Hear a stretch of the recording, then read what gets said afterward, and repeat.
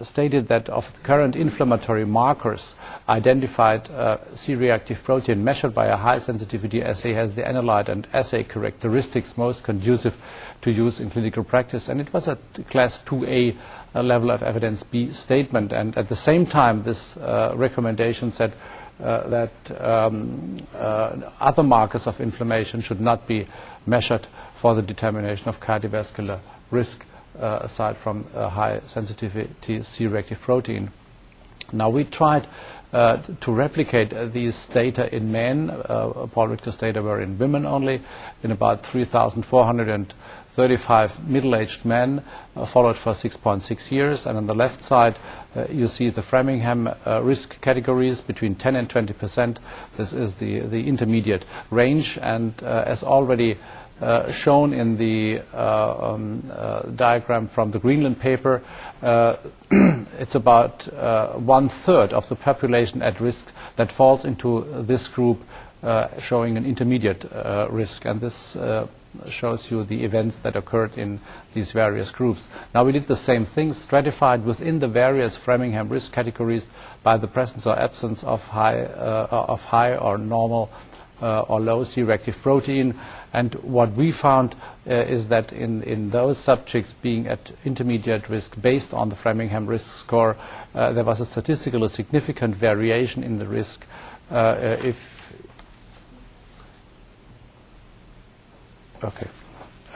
the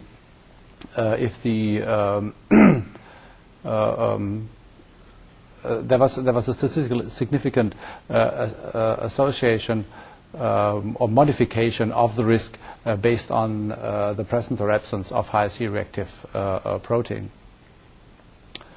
I'm skipping that.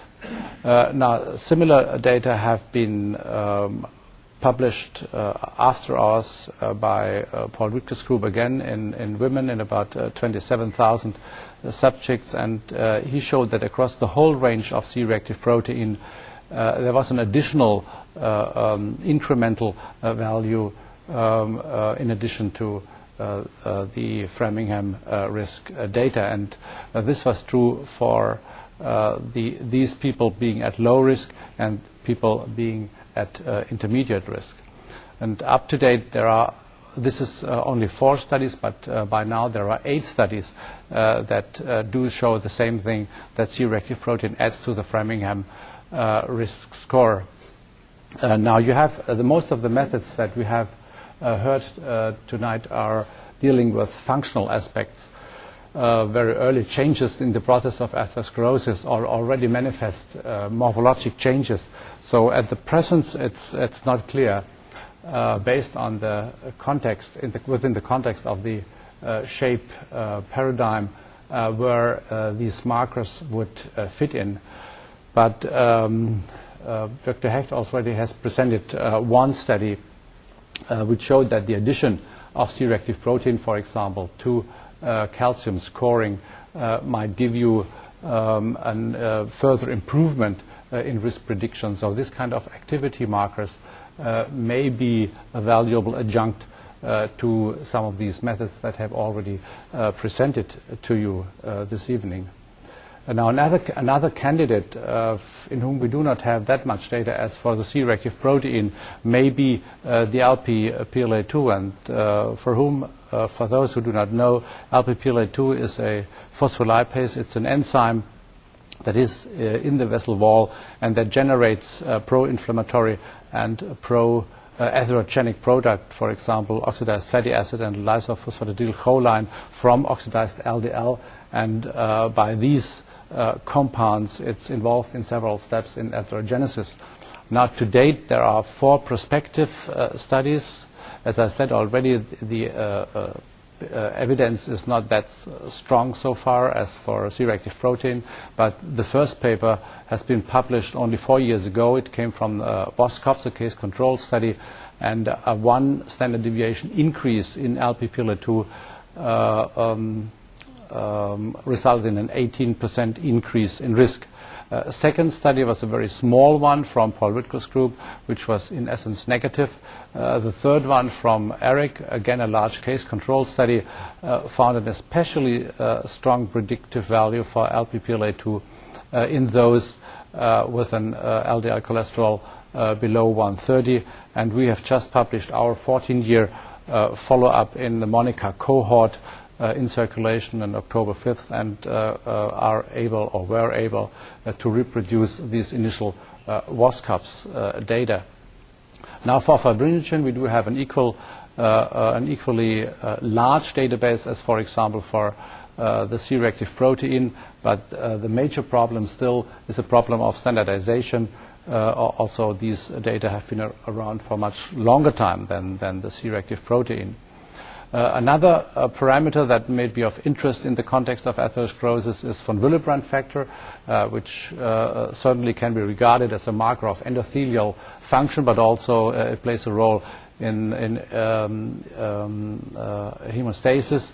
But if you look at the data here, very large confidence intervals, and if you do a meta-analysis and come up with a summary estimate, the risk ratio is relatively modest, in the order of 30 to 40%.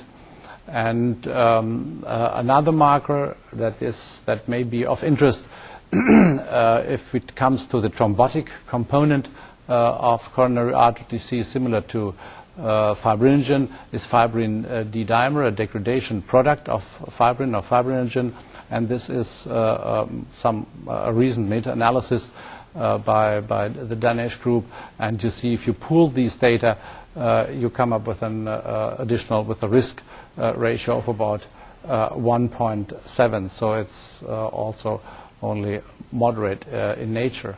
Now this is probably the most important slide, and deals with the translation from these studies, from these experimental observational studies, into the clinical situation. And although I did not have the time to go into these various markers that are listed here, by and large we do have prospective studies that link elevated levels to outcome for many of them. If we then look for standardized commercially available assays, you see a different picture results here. This applies only to several of them. If we further look whether or not these markers contribute beyond lipid screening, for example, we have a similar picture.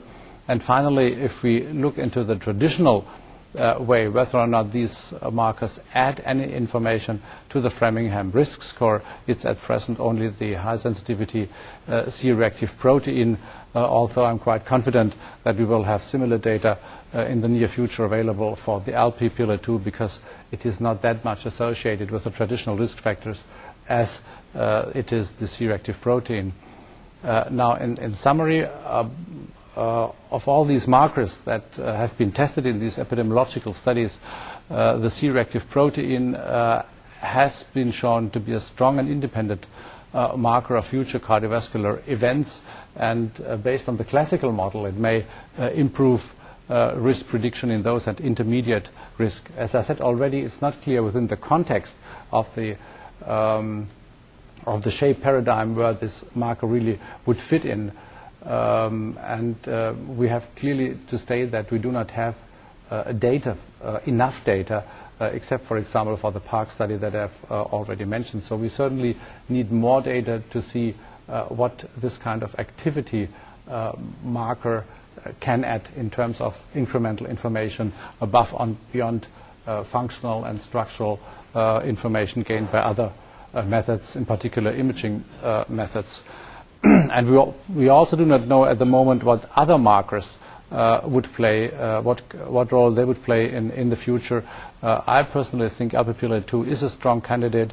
I've shown you some markers that reflect the thrombotic component, and there are several groups that are working rather hard to get more insight into the role of, for example, a D-dimer, but we do not know finally about their role in the context of this of risk stratification. So I think that's from my side all for the moment. Thank you very much.